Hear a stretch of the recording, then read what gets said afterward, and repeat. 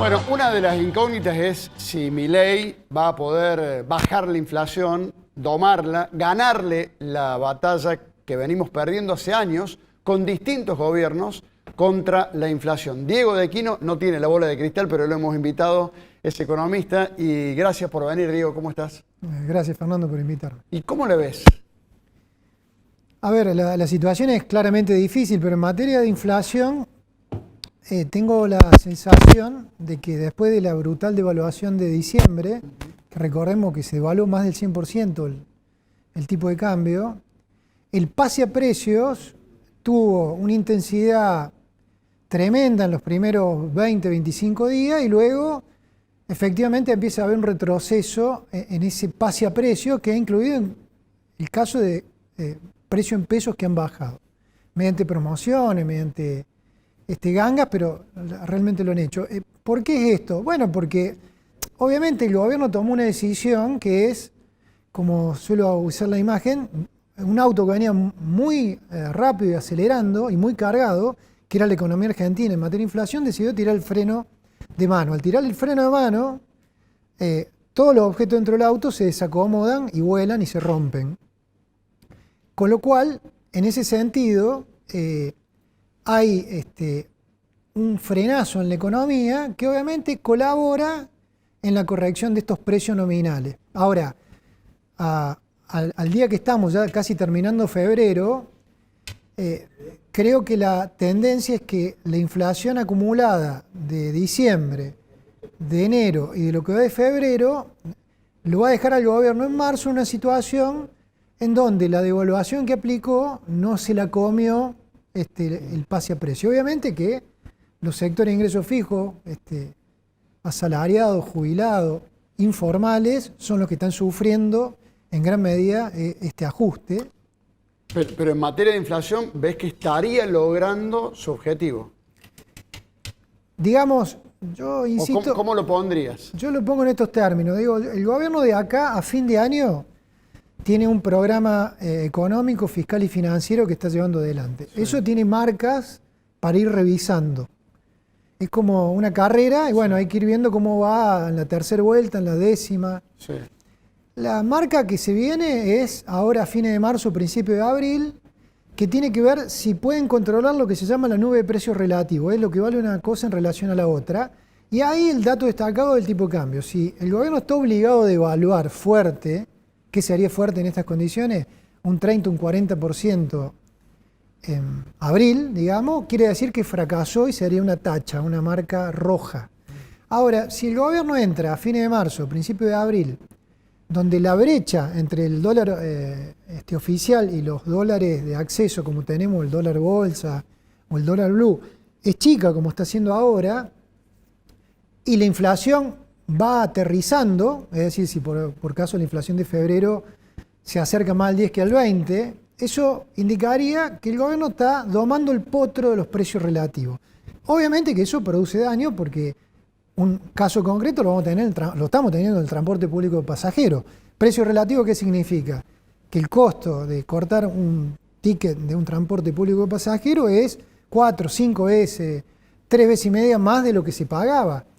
O 10 o 12 o 20 veces más caro. En el caso del subte, que en Córdoba no hay, pero en Buenos Aires hay, el subte hasta enero era aproximadamente 20 veces más barato que el subte en París, digo, para poner una relación. Claro. Y Argentina no es un país 20 veces más pobre que Francia. Entiendo. Diego, también se viene hablando de si el gobierno levanta el cepo o no. ¿Cuál sería la importancia para la gente, o en términos de precios, o en términos de signo en la lucha contra la inflación, de levantar el cepo? Yo creo que si el gobierno logra levantar el cepo, decididamente la marca va a ser verde. ¿Por qué no necesitó devaluar? Inclusive pueden llegar a devaluar y levantar el cepo, que ahí ya no sería una devaluación. Recordemos en el 2015, cuando asumió el gobierno de Macri, en realidad no devaluó, levantó el cepo inmediatamente y el tipo de cambio corrigió, ¿cierto? Sí. Saltó de 10 a 12, 12 a 80, cuando en el blue estaba en 14 en ese momento. Es decir, termina siendo una devaluación, el dólar se nos encarece. Pero digo, el gobierno tiene permitido hacer una corrección para mí del orden del 20 al 25% a cuenta de que inmediatamente libere el mercado de cambio, que es levantar el cepo. Ahora, ¿qué significa para Argentina hoy levantar el cepo? Significa que deberíamos no solo todos acceder al mercado de cambio, esto lo que hacen todos los argentinos, comprar dólares cuando se puede, sino que fundamentalmente nuestra economía podría resolver una de las trabas que tiene para funcionar, que es el libre comercio en materia de moneda para traer bienes o enviar bienes al exterior. Pensemos que el cepo le implica a exportadores liquidar divisas al valor dólar, es decir, liquidan pero en pesos, si bien hay retención entre medio, pero es todo contra otra moneda y ese valor va cambiando. Con las importaciones pasa al revés, con lo cual eso normalizaría el funcionamiento de la economía. Pero si le agrega un beneficio plus en esta etapa por el daño en el cual estamos, que es peor que en el 2015, y que se refiere que, como viene la situación, el Banco Central ha dejado de emitir. Con lo cual, si se levantara el cepo mañana, para decirlo de alguna manera, y el Banco Central se sostiene sobre esta idea de no emitir por encima de lo que necesita el bolsillo de la gente de los pesos, lo que vamos a tener es muy probablemente una corrección del tipo de cambio a la baja. Es decir, vamos a tener un incentivo a corregir los precios nominales de nuestra economía que está dolarizada. Pueden bajar los precios. Y en ese caso bajarían porque la mayoría de nuestros bienes están dolarizados los precios, o al menos en nuestra mente lo hacemos de esa manera. Bienes que están dolarizados como cubierta para automóviles, están dolarizados. Sabemos que están al doble, al 70% más caro que países limítrofes. Conviene ir a comprar a Paraguay o a Chile. Exactamente. Bueno, eso sería, por ejemplo, candidato a que baje. No hay forma que en una normalización del mercado de cambio eso se sostenga. Ahora, hay otros precios que no están dolarizados, pero sí funcionamos los argentinos por dolarización, que ahí tiene que ver con cosas que se producen en la Argentina, que incluyen servicios, pero que sin embargo están atados a paridades mentales que tenemos todos los argentinos.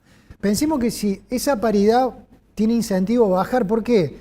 Porque hay una liberación al acceso al dólar, es decir, aquello que es prohibido o de difícil acceso de pronto se lo puede obtener, con lo cual es sencillo accederlo, y por otro lado tenemos que quien emite los pesos ha cortado o ha suspendido la máquina de emitir pesos. Después vemos cómo se ha hecho eso, que es otra discusión. Estoy hablando de la posición monetaria.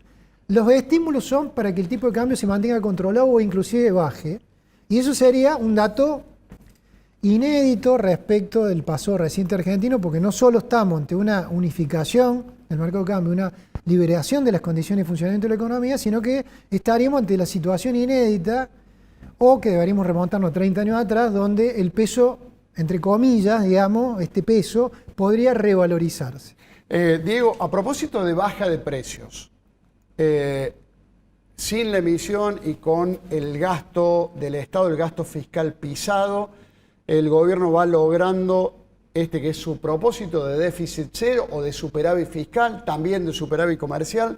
Dicen en el gobierno, lo dijo Caputo, que una segunda o tercera etapa sería, con ese déficit fiscal cero o superávit fiscal, bajar impuestos.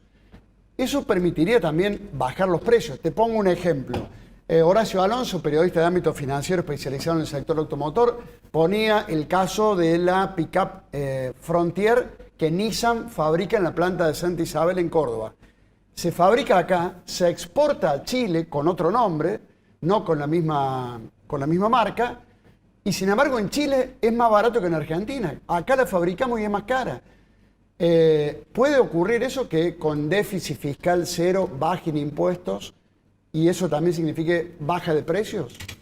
Sí, a ver, tiene que haber una estabilidad de los precios relativos, que es lo que hablábamos recién. Sí. Porque si uno baja impuestos cuando está todo desatado, es decir, cuando el auto no terminó de frenar, ¿cierto? Los objetos todavía están volando, sí, y yo de pronto quiero empezar a acomodar cosas, que sería esto, que voy a decir, che, este paquetito en realidad lo teníamos que llevar en el asiento de atrás, no adelante, pero si todavía están volando las cosas, bueno, eso es bajar impuestos mientras los precios relativos están desbarajustados aún. Si los precios relativos han logrado estabilizarse, y si la sensación en materia de inflación claramente es que Argentina empieza a aterrizar, es decir, vamos a menos de un dígito mensual, y a partir de ahí veremos cuál es el plan del gobierno, si es la dolarización o no. Creo que una baja de impuestos efectivamente podría producir la reactivación de determinados sectores en materia de oferta y también, como vos mencionas, en materia de demanda. Hay mucha demanda contenida. En el caso de los autos que vos mencionás es un caso puntual y específico hay una demanda atrasada de compra de esos bienes de uso porque los precios y la disponibilidad no ha permitido en los últimos años que se realice esa demanda. Diego, te hago una pregunta porque mucha duda, o la principal duda sobre el plan económico es si esto soporta desde el punto de vista político y social. Político por lo que todos estamos viendo, estos enfrentamientos a diario, porque ha fracasado el gobierno en sus intentos en el Congreso, y social, bueno, porque está muy complicada la situación por la baja de salarios o porque los salarios no aumentan como la inflación o porque pierden capacidad, poder de compra y porque, bueno, el ajuste también viene ocurriendo con los salarios y con las jubilaciones. De hecho, ha estado la número 2 del Fondo Monetario, vos lo sabés, en Buenos Aires, se reunió con Caputo, con Milei, y ayer le da reportajes a La Nación y a Clarín, y en Clarín dice, las jubilaciones deben seguir el ritmo de la inflación. No solo se trata de hacer el ajuste, sino de asegurarse su buena calidad. Lo dice la número 2 del fondo, pareciera que lo está diciendo alguien de la oposición, Grabois. No, las jubilaciones deben seguir al ritmo de la inflación. No es lo que está pasando. No es lo que está pasando en relación a la inflación, pero el gobierno tiene un plan que se supone quieren llevar a cabo, que es cambiar la unidad de cuenta, dolarizar, esto lo ha vuelto a decir el presidente, con lo cual yo ahí estaría muy atento a un flanco analítico que tiene que ver cómo se mide la jubilación, si de cara a una inflación pasada o de cara a la unidad de cuenta que se quiere establecer. Como referencia, que si fuera el dólar, sería esa.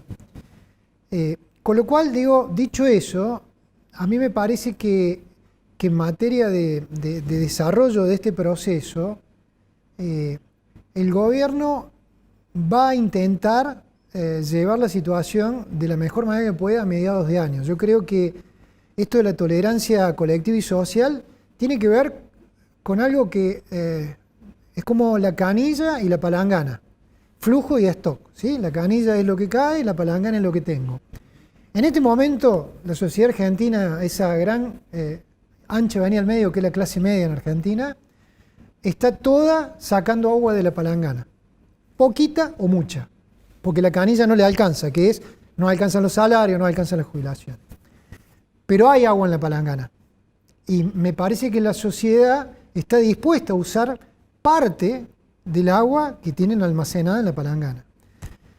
Personalmente creo que el análisis duro que se va a hacer respecto de cuánta agua queda en la palangana y cuánta está goteando la canilla y si eso me va a alcanzar o no, eso la clase media argentina lo hace fundamentalmente en julio, lo hace luego del aguinaldo de junio. Yo creo que conceptualmente la gente, las familias están dispuestas a esperar este semestre, gastar los chanchitos que tengan que gastar, romper el chanchito, ajustarse todo lo que puedan para ver cómo llegan a julio.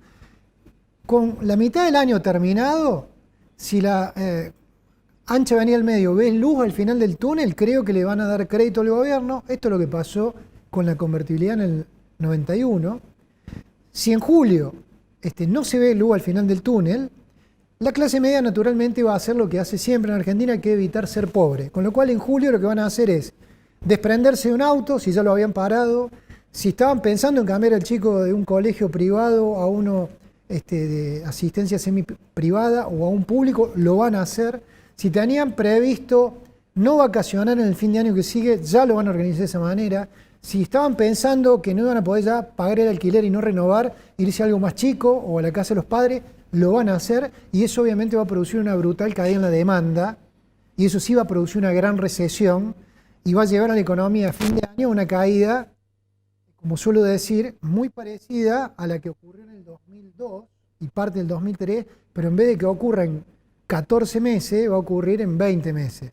Vamos a tener una caída brutal del producto. Ahora, si la ancha avenida al medio ve luz al final del túnel en julio, creo que una parte de la sociedad lo va a acompañar, y eso está muy ligado al proceso de la inflación y a la ausencia absoluta de crédito que hay hoy en Argentina. O sea, toda la clase media, todos tenemos que resolver nuestros problemas de falta de agua en la canilla con la palangana propia. No podemos pedirle prestado a nadie a menos que sea un familiar. Eso en el mundo no funciona así.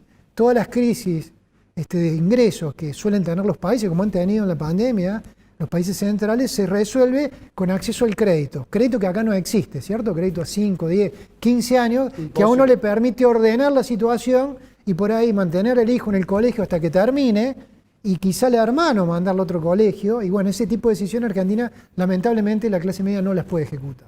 Diego, muy interesante como siempre escucharte. Da para que sigamos hablando, quedan un montón de preguntas, pero se me acabó el tiempo. Gracias como siempre, Diego. No, gracias a vos. Un gusto tenerte acá.